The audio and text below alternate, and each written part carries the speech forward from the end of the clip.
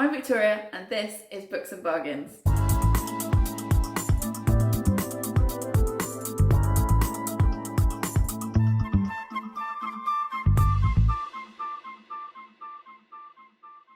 Hello, I'm actually Charlotte and this is still Books and Bargains. If you haven't already seen, over on Victoria's channel there is a Q&A from us and we are currently in Oxford. And one of the questions from Joe, and I know Joe will be watching this because Joe is like our biggest fan, so hey Joe. Hi Joe. Was something along the lines of, how was your life 10 years ago and what's changed now? And we thought, that video was already going on for 40 minutes and we thought that this was a question, and I mean we've literally just been sat talking about how different people we were then. And we'd been kind of toying, so this is going to be just more of a conversation type video, so I hope you like it. You get to listen to us ramble for a bit. And we just thought, me and Victoria have been talking recently about how we're now both in our 30s and how things are different with regards to body image, mental health, and we thought that this would be a good time to just kind of discuss that. So yeah. So what was your life like 10 years ago? Okay, so 10 years ago I was 23, nearly 24, because it's my birthday month, this month. Not on the 14th. No, not on the 14th, it's on the 28th. This is such good friends, you didn't know my birthday was. I got the month right. I got the month, that was only 2 weeks out. Yeah, so I was 23, turning 24, and I was mentally in quite a hard place because when I was 21, so 2 years before that, I had a breakdown. At 23, I was still having quite intensive therapy 2 or 3 times a week. I was living on my own. I was kind of back living independently. I had a tiny cottage which was about the square footage of the room that we're sat in right now. And I had my first cat as well. Like, not my first cat because we had cats growing up, but like my first, like, your independent cat, like just me, called Cassidy. So yeah, so life was pretty different, and I was working as a nanny, which is a job that I absolutely loved, and that kid is now going to like secondary school, which is outrageous, pretty much. So yeah, it was pretty different, and I was very different. There's no way I could have done BookTube back then. I couldn't have taught either because I didn't have any like confidence. Like, so the thought of like standing up in front of people and talking in a classroom would have just been horrific. And the thought of putting myself on the internet. I was on the internet. I had a Tumblr account. I had a Tumblr. Everybody emo in the day had a Tumblr account. I had a Tumblr account that I used a lot. So I was online, but like not my face. Yeah, it's probably still around. I was going to say Tumblr was a lot more anonymous, wasn't it? So I used to use that a lot. But yeah, I definitely couldn't have done this. I feel like, no. I almost feel that I need to go back a little bit further than 10 years, because 10 years ago I was 21, I was engaged to Tom, and I was at uni doing my nursing degree, which, spoiler alert, I never finished. But actually, if I go back to when I was 19, I had just split up with a boyfriend, and it's really weird looking back because I know that I was a completely different person to I am now, and like if I met 19-year-old me, I wouldn't like her because I was in my first proper relationship that I'd been in since I was 16, and he just slowly kind of chipped away at my confidence. I look back now and I must have been at my biggest a size 14 then, but I was always trying to get to a size 8. Size 8 was like the magical. Yeah. I've said before, like there's a photo, whenever there's photos on my Instagram of me in like my bikini or my underwear, I was like, if I'd have told 19-year-old me that I would be a size 16 and be in my underwear on the internet, she would just be like, no, do not do that. Yeah. And so he kind of systematically like got me to break up with my friends, and when I went to uni, I found this recently with talking to like my counsellor and everything, that I kind of ran away to uni and tried to like throw away the person that I was before. Yeah. So it's taken me a good 10 years to kind of reconcile actually which bits of me from back then do I actually want to keep now. So yeah, that's where I was 10-ish years ago. But it's just such a different, so if I go through my 20s with you, if you've watched my channel for a while, you'll know that I've had a lot of surgery. So I've had 8 surgeries, I think now, or 9. You look at me like I'm counting. Oh yeah, it's true. You've only been there for 1 since we've been big friends? one. Yeah. Yeah. So my biggest one in the beginning of 2020 was I had a full hysterectomy, and so a lot of my 20s was spent either having surgery or preparing for the next one, and it completely breaks you down as a person. But I think I don't know what I'm trying to say. It's like I say, if you'd have met me at 19, you wouldn't. I don't even know if we'd get along. Possibly not. No. What was I like at 19? I was super shy. Like, I didn't really talk much to other people. Like, it took me a long time to, like, even talking to my housemates was stressful, because at that point I was really anxious. That was obviously like a pre-breakdown and stuff, so my brain was all over the place. Yeah, I was really shy and really bookish, but only because, like, I was mostly hiding behind books. Say books don't bite. Yeah, exactly. So yeah, I don't know, it would depend. Like, I used to go out clubbing and stuff, and I would drink a lot, but not because I really enjoyed it. I used to drink a lot, especially at uni, just to give me the confidence. Yeah. And because everybody else was doing it, which sounds like a lame reason, but that's why I was doing it. Yeah. I think that at uni, I obviously coming out of a relationship at 19, especially when it's the first relationship you've been in, I almost felt like I needed to prove that I was worthy after that. So like, and that's what I would say, if anybody's watching this that is in a relationship that doesn't feel right, I think it's taken me a long time to realise that I'm a whole person without, and we're both sat here as married women, not to each other. Only because we didn't meet each other. Like, it's true. Had we met each other before we met the boys, it might be different. And I have already told Victoria's husband today that I'm staying living here with Victoria, so she's not coming back. But yeah, like, I think I love my husband, absolutely love him to bits. He is like, we're so alike, and he's my best friend, but actually without him I'm still a whole person. And that's one of the things that has taken me till my 30s to realise. Yeah, but I think, and I don't know if you feel the same about this, because somebody the other day was talking on Twitter about how they were freaking out about turning 30, or they're going to be 30 in a couple of years or something, and they were like, oh my god, I'm getting to this really big milestone. And that's a natural way to feel. Like, a lot of people feel like that, and it's totally valid to feel that way. But actually I found that since I turned, so I'm 33. I don't know what that was. Let's just hope that's the water tank heating up. Oh yeah, possibly. The water tank behind us, so hopefully we've not broken the house in the first, like, 2 hours of being here or whatever. Yeah, I found that since I turned 30, actually, I've been a lot more comfortable in myself and in my skin. I think I found that I care less about what other people think. Yeah. I care about how other people feel. Like, I wouldn't want people to be upset or whatever, but I really don't care particularly what people think of me as a person, because I'm very, very comfortable in how I am and in my skin. So, like, since I turned 30, I mean, obviously, like, last year was a complete mess for everybody, but, like, I feel like life overall has been better since I turned 30. Like, my 20s was so chaotic with all the mental health stuff I had going on. You're trying to work out who you are and what you want to do with your life, and it's all just a lot is going on. And I feel like as soon as I came out of my 20s, everything's just calmed. I think you saying that about last year as well. I turned 30 in the middle of the pandemic. So for me, it really put that, and obviously I had my hysterectomy at the beginning of the year. So that really put it all into perspective to me, that, like, if you haven't watched my channel for a long time, I was working in the NHS, and that's something we'll come on to in a minute. I was working in the NHS on a COVID high dependency ward.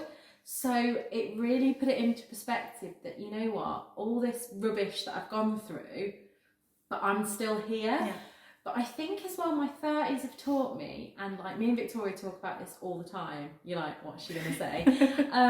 But I've kind of been able to become an advocate for myself. Yeah. Like, I find it really easy now. I used to like second guess like what my friends would think or whatever, but I don't have a big group of friends, but the friends that I've got are my people. Yeah. Like, I don't feel bad. Like, if I text Victoria and say I'm turning my phone off for the night, that's fine. There's no like second guessing. There's no. I ran and rave about the fact that you've turned your phone off to other people. It's fine. But like, I don't we do were that. like. I was texting the other day about watching Love Island and how they were talking about like a girls' holiday. Do we have to watch Love Island tonight? No, I haven't watched it for weeks now. I tend to get into the first couple of episodes and then get bored. Okay. But yeah, like I used to think, oh, I'd really love to have a big group of friends, but actually having just a few friends, and I'm just going to talk about this now while we're talking about friends. I have had friends over the years that I've been really close to, and we're no longer friends. And it's really painful when you have a friendship breakup. It's worse than a romantic breakup, I think. Yeah, but sometimes it just has to happen. I'm thinking about a friend that possibly watches this. I know she watches my Instagram. Okay. So I'm not going to mention any names, but we fell out because we're just in two really different places in our life. I found that she was quite materialistic about things. Okay. And I think the way that I felt, I'm the kind of person that will say, don't you love my dress, it was £3. Whereas she was the kind of person that would talk about how expensive her things were, and we just didn't gel. And it was in the run-up to her wedding, when I was supposed to be a bridesmaid. This has happened twice in my life. And yeah, we were just fundamentally different, and I was in a really bad place with my health and my surgeries and things, and I can admit now I wasn't as nice to her as I could have been. Instead of explaining to her how I was feeling, there was a bit of a thing about a hen night that was going to be hundreds of pounds. And now I feel like oh God, this is going deep. I grew up, as many people of our age did, being told if you go to university you'll get a good job and you'll be able to afford a house. And that's just not the reality. So I sometimes, and I don't so much now, but I used to get really stressed about the fact that I did everything I was supposed to. I went to school, I was like top of the class at school, and yet me and my husband can't afford a house because of the way the world is. And I think now I'm in a place where, like when me and Victoria were booking this day, we talked budgets, didn't we? And you know, we'll book the place, and then if we'll see what budgets are like during the time. But with a lot of my friends from when I was younger, me and Victoria have only met in the last couple of years, but some of my friends, I still have that, I'd rather talk about my sex life than money. Like I would hate to say to them, oh no, that's not in my budget. Because I think it's been drilled into me that that's an embarrassing position to be in. And you're probably right, because I was probably brought up the same way, like talking about money, you just didn't do that. And yeah, it was kind of on a par with your sex life in terms of like things you don't talk about, or that, you know, that's a bit taboo to money, talk about. politics. But I think also, I think you just grow into yourself eventually. And for some people that does happen in their 20s, and I can think of a few people who at least on the surface appear to like be quite together and know what they're doing and all that stuff.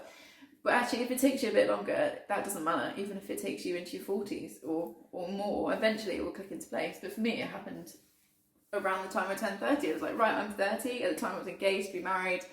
I was like, I've got a stepkid and a mortgage, and you know, I'm an adult now, kind of.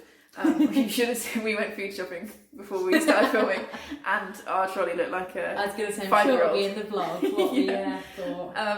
But yeah, the trolley or the basket looked like a 5-year-old that had been left unattended, wouldn't it? So I'm not that grown up, but like I just feel like I felt a lot more secure in myself since I turned 30, and in like my ability to make decisions as well, I think. And I think it goes back to like you saying, like it's letting go of thinking about what other people think. Yeah. Like we grew up in peak like diet culture times where I'm going through this at the moment where I have gone back to Slimming World, and there is a lot of guilt that came with that for me at first. I was telling you about it because I agree that it's that everybody should be respected for their size, whatever, but I was finding I have issues with my liver, and I have IBS, and I was finding that actually when I look deep down, I was almost kind of self-neglecting myself. I was skipping meals, and I was surviving on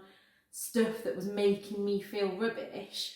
And actually Slimming World for me, I'm never going to talk about numbers on this channel. I'm never going to talk about numbers on my Instagram.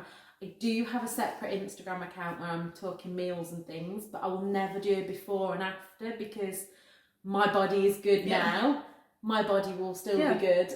You know, it's all about feeling healthy, but you know, I still find it really hard. Like, I don't want to talk to my mum about the fact that I'm doing Slimming World because she will be really proud of that. I know she will. And that's her generation, that's such a thing to be proud of, that I get quite defensive and don't want to talk about it. Well, it's like when because we reread Bridget Jones together, didn't we? Oh God, yeah. This year. Because it's the 25th anniversary of it, so we got sent these they're beautiful. Yeah. The 25th edition covers and everything, and you'd not read it before. I'd read it, but years ago. And I love the films. The films are just so much fun. So we reread it together, and it's not aged well. It's definitely a product of its time. But I feel like that's what our mums were reading. Yeah. And then obviously that then filters down into us as their daughters. And you know as well that it comes from a place of love. Yeah. I think that's when it's hard. It's like if it came from a place of hate. Yeah. Whereas, you know, when we've been drummed into us that thin is healthy, fat isn't, you can understand why. I mean, my granddad's 99. I haven't seen him for the whole of the pandemic because he's in a care home, and I walked in and he went, "Oh God, you've got fat." Did I tell you that? No. I literally, he says, "I would not recognise you, you've got so fat." And me, 10 years ago, I would have sobbed my heart out at that. Yeah. And I just went, "Thanks, Grandad." Hi, good to see you. And it's that thing of, like I say, not caring what other people think. And it is hard. It is really hard because it's like, especially having a platform like this, I don't ever want anybody else to feel like, for example, me and Victoria could eat the same food, do exactly the same exercise, get exactly the same hours of sleep. We're going to look different. Yeah. You and I, whoever's watching this, are going to look different. And I think that's where I found I've made this decision for me and my body, but I will still bang the drum of against diet culture and against fat phobia, which again in my head doesn't correlate, but I felt quite guilty about that. Like I wasn't going to say anything anywhere online, but it is what it is. Yeah, but that's the thing, isn't it? You shouldn't feel guilty about it because you're not doing it in order to become a size 8. Yeah. You're doing it for health. To feel better in yourself and all that stuff. I've got like a book that I write in before weighing every week with my non-scale, like what I've felt that week, so that whatever comes up on the scale numbers says, it doesn't matter. Is what it is. Yeah. Which is why you've done it. But I think it is, I feel lucky to be at a point where I don't care what people think. And that isn't an easy thing. And I've had a lot of therapy to get to that point. And and I definitely feel lucky. I feel privileged to be at that point where I don't care like what other people think of me at all. Which is also probably a good thing given that I live so much of my life online. Yeah. I think occasionally, like, if somebody, I've had a couple of times where, like, I've reviewed a book and somebody's, like, really aggressively disagree. Like, I'm happy to have a conversation and chat and it's interesting. But I've had a couple of times where somebody's been, like, aggressively negative about what I've said or about a video I've made, and that's upsetting because it's, like, it's not what I look like, it's what I've said, or, like, my opinion or whatever, so that's what upset me. But, like, hopefully nobody would, but if somebody left me a comment, like a negative comment about what I look like, I would just laugh and delete it and just be like, that person needs to get outside and touch some grass. But, like, touch some grass, like, connect with nature, you know, like, relax. So yeah, I think I feel really lucky that I'm at that point. Yeah, and I think as well, it helps when you're on the internet to have a person like me and Victoria speak to each other, where if somebody says something, or even we've been talking today about things that we see online that we wouldn't necessarily like call out online, but it's good to have that person that's in the same, I was going to say industry, that sounds really poncy, but you know what I mean, like we're in the same space, same space online, so that they get it. Like, I know that if I said to some of my friends that don't know or watch YouTube, oh, somebody on the internet said mean things about me, they'd be like, hashtag first world problems, exactly. Get a life. Yeah. But, you know, just every time I say get a life now, it's like, get a life, Charlotte Branston. If you've watched Victoria's video, you'll understand. But yeah, it's just, I think it's getting to a point where, and Victoria's mentioned lots here, therapy, and one thing that I will say about therapy, I first had CBT that's cognitive behavioural therapy. God, it must have been when I was at uni the first time, so good 10 years ago, and I hated it. I went to the doctor's surgery, they gave me this tick sheet to fill in, gave me an exercise to take away and said come back next week with it. Yeah. And I never bothered going back next week with it because I was just like, well, this is completely rubbish. And then last year, I was re-referred by my GP. And I've said before, like, I find it really hard to talk about the NHS in a negative way because I know that the staff working in the NHS are stressed. And I was a stressed out NHS worker.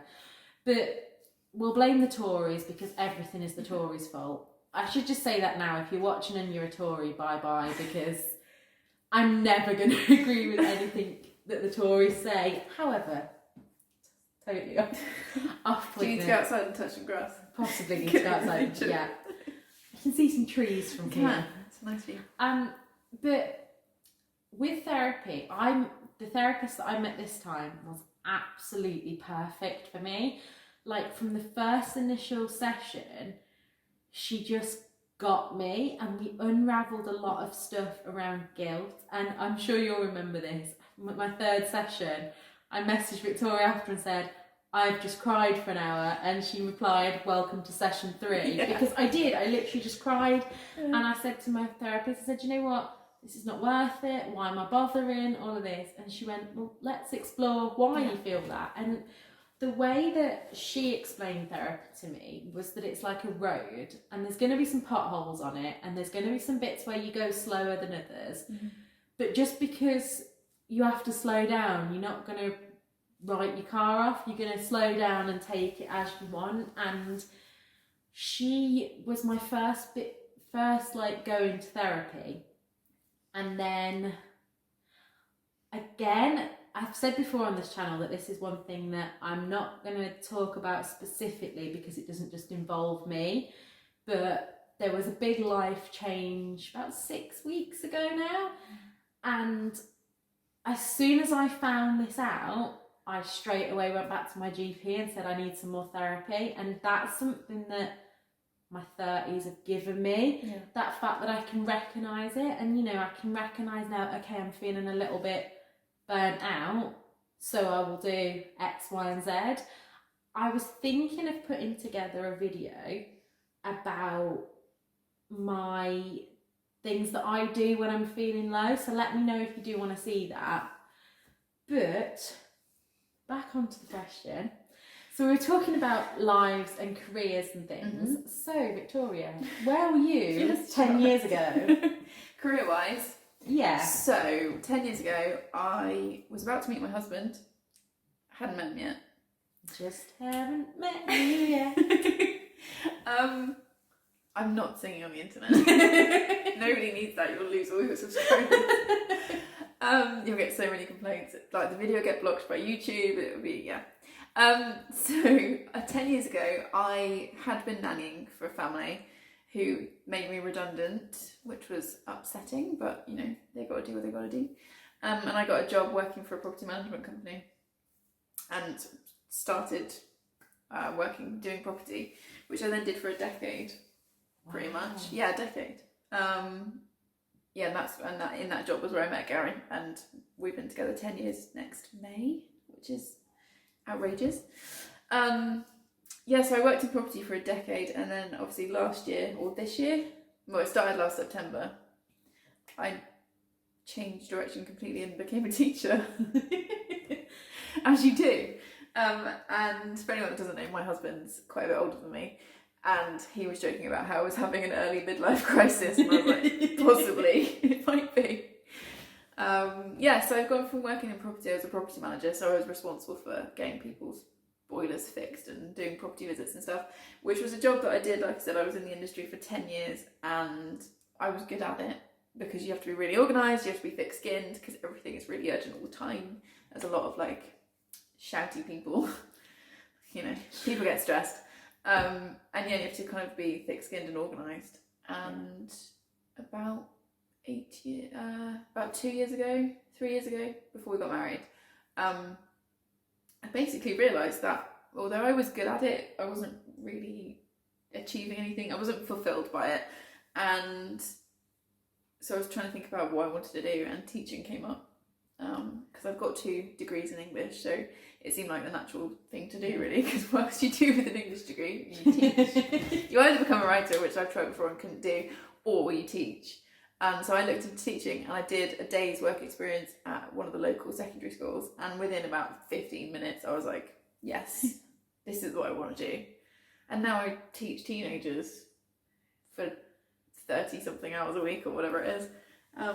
So yeah, that's another thing that's different from... That's a proper grown-up job, teaching teenagers. It's quite scary. I was saying this to you earlier, I was saying this to Charlotte earlier, that like, sometimes I do something and I think, wow, it's scary that I'm responsible for people's education. Although it did make me laugh, because obviously my husband knew that you were teaching, and I can't remember what came up, and I said something about teenagers, and he went, hang on, I thought Victoria was a primary school teacher. I thought she was a Miss Funny. No, I've had this quite a bit. And when I said that I was going to teach, a lot of people in my family, like my mum, assumed that I teach primary, because before I worked in property and I was at uni, I worked in nurseries, and I've worked as a nanny, and I've been a babysitter and all that kind of stuff. So I think they just assumed that I would teach primary. No. I think primary school teachers are actually like superheroes. Like, I think you have to be superhuman to do it. And we know a couple of people who, you know, on BookTube who are also primary school teachers. Harriet Rosie from Harriet Rosie Reads is a primary school teacher. Rhiannon from The Welsh Reader is a primary school teacher. I didn't actually know that Rhiannon was a primary school teacher. And I just think they're incredible humans. Yeah. I absolutely could not do it. I couldn't. I just, like, the idea of being in the classroom all day with the same group of kids all day terrifies me. I like to do an hour and then I can pass them on to the next person. It's not that bad. It's surprising, actually. And also the idea of, if you teach primary level, you have to teach them everything. Like, so you're responsible for their entire education. Yeah. Whereas I'm one person in a team of like 10 teachers who teaches all these kids. So, you know, if I'm a bit rubbish, somebody else will hopefully... But they're still teenagers, and teenagers are scary. No, because you're the teacher. It's amazing. One of the things I learned really quickly is the power of being the teacher at the front. The person at the front. Like 9 out of 10 of them will respect you just because you're the one stood at the front, in front of the board. So it's an incredibly hard job. It's also the best job that I've had. I absolutely love it. But yeah, I could never have been a primary school teacher. Like, because of the pandemic, our training was slightly different. And one of the things that we didn't do was the primary school placement. Like, in a normal year, you have to do, I think it's like 12 weeks in a primary school. Wow. And I was not sad. You would have needed a lot of stress relief. And a lot of like painkillers for my head. Bringing you down off the ceiling, like, yeah. you can do this, Victoria. Like, You've got this. I was not sad to lose out on that part of the course, because I already knew. I think they do it to like make sure that you want to do secondary rather than primary. Although technically, now that I have my teaching degree, I can teach any age. It's the same as when, actually I don't know if it's anymore, but when I first started my nursing degree, I was doing adult nursing, but I had to do a 2-week placement in learning disabilities, 2-week in mental health, and 2-week in children's. Yeah, it's very much like and that. 1 day midwifery. 1 day? Yeah. You have to do 1 day midwifery to satisfy some EU. Actually, I guess they won't have to do that anymore. But I'm no expert, but I'm assuming like midwifery is a lot more complicated than 1 day. It's something to do with all nurses needed to be able to know how to help a woman with breastfeeding. It was something to do. It's really weird. Like I say, this was 10 years ago, so don't quote me on this now. But yeah, I could never. I think primary school teachers are incredible, but I could never be one. If you do want to know more about Victoria's PGCE, just a little segue in there. I'll link a video below telling you all about that. Yeah. Thank you. Did I ever tell you that I was going to go to university to be a teacher? No, I didn't know that. So when I was first applying to unis and doing my UCAS forms and all of that lovely stuff, I wanted to be a teacher. I wanted to be a special needs teacher because at my college they were very big on enrichment and, you know, your grades alone won't get you a university place. So, which I look back this day now and seriously, I'm a really big fan of education, but my GCSEs and A-levels have got me nowhere. Let's put that out there. Like, there are so many ways into jobs these days. I think that you know, like the Miss Sold PPI adverts? I think our generation was Miss Sold University. Because I know so many of my friends that have got degrees after degrees after degrees and actually still haven't been able to get a job. Like my husband as well has got a PhD. Does he? Yeah. I did not know he has a PhD in computer science, things. Dr. Gransden.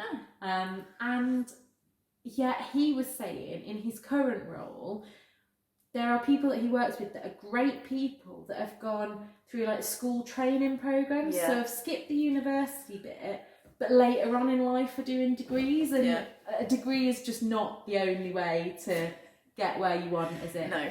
But yeah, I wanted to be a teacher, and my boyfriend at the time, his parents were retired teachers or retiring teachers, and they totally put me off it. But in a weird way, so my favourite placement, so in enrichment there were sports, and I was not going to do sport, let's put that out there. So one of them was that you could go to a primary school. Yeah.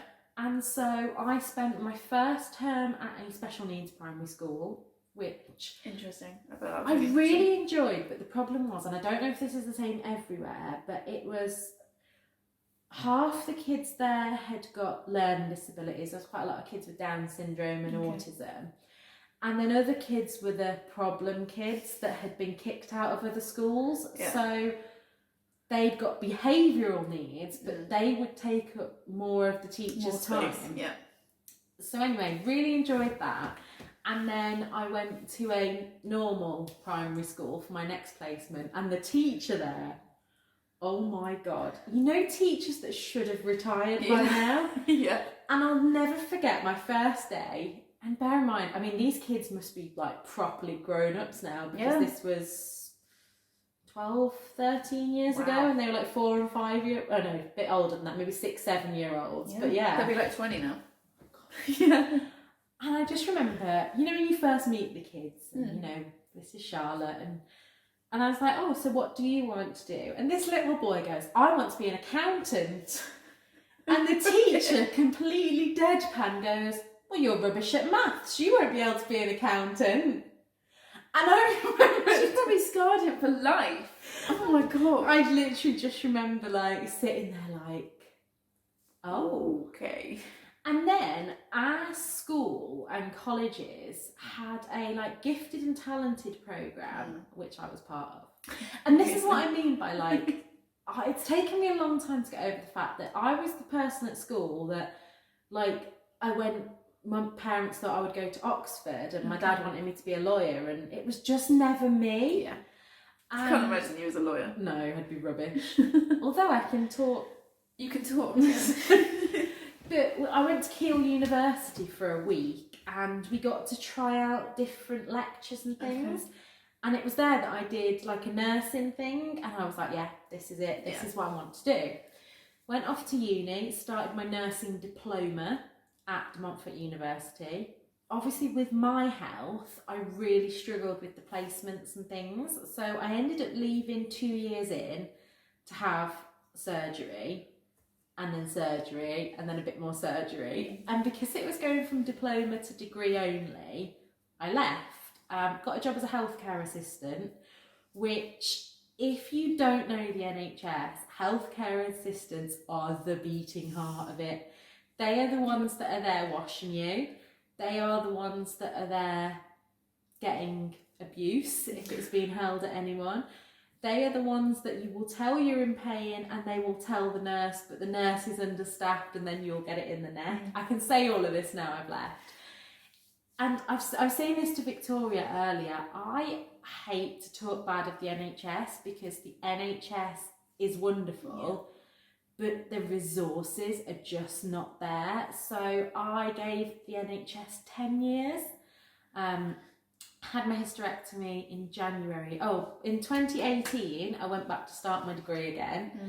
Got a year in and had to have a few more surgeries. So it's taken me a while to come to terms with the fact that I'm not going to be a nurse. But I started an apprenticeship this year. That was only this year? Yeah.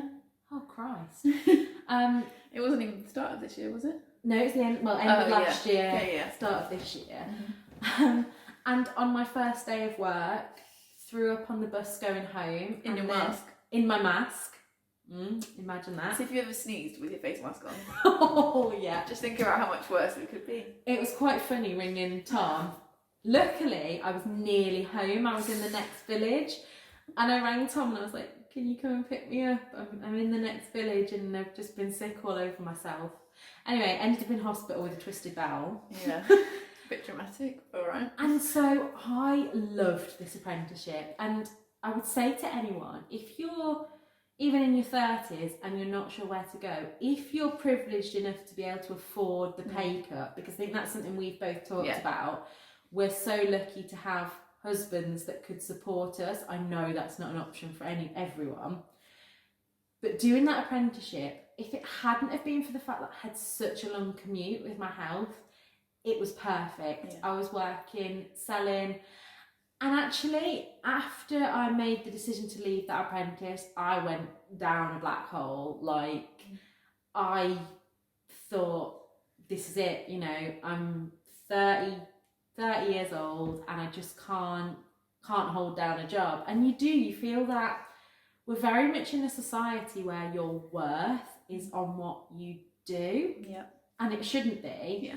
I follow enough amazing disabled activists, but then I'm the kind of person that can give the advice but take it for myself. Yeah, it's hard though, isn't it? You can, because it's easy to say but hard to do. Yeah.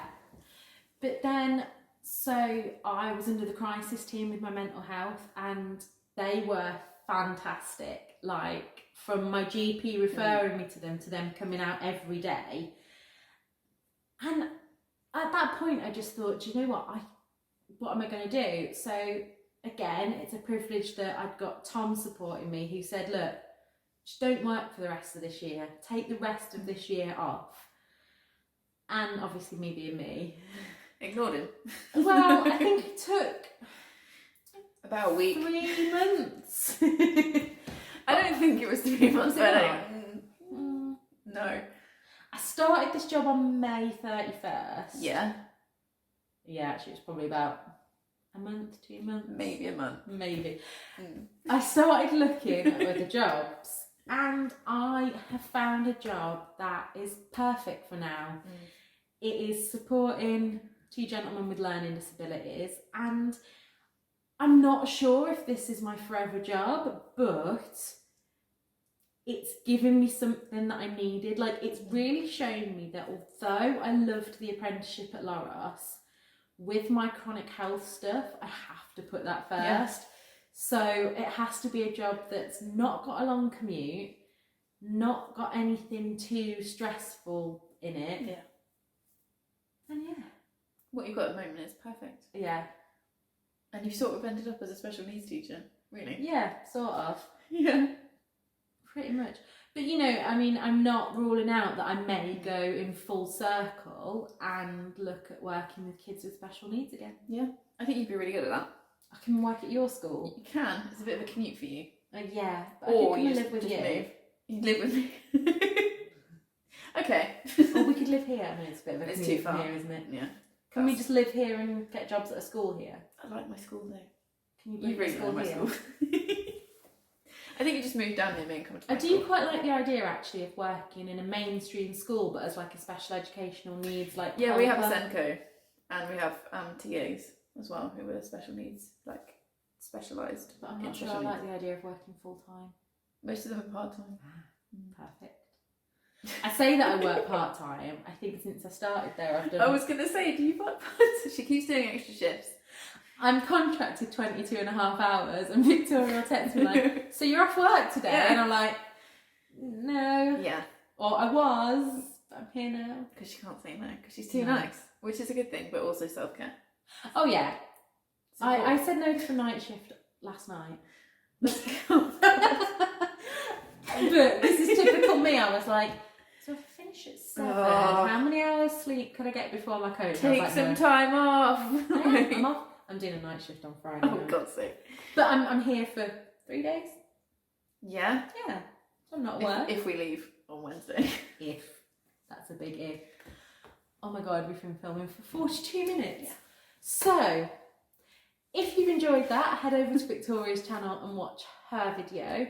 If you have enjoyed this video together, then watch both of our channels so that we can make some more money so that we can afford to do this again. Perfect. Just giving link down below. No, I'm just joking. It's Just going to take joking. a long time. But yeah, if you would like us to film together again, I'm sure we can arrange that. Mm-hmm. And until next time, look after yourselves. Bye. Bye.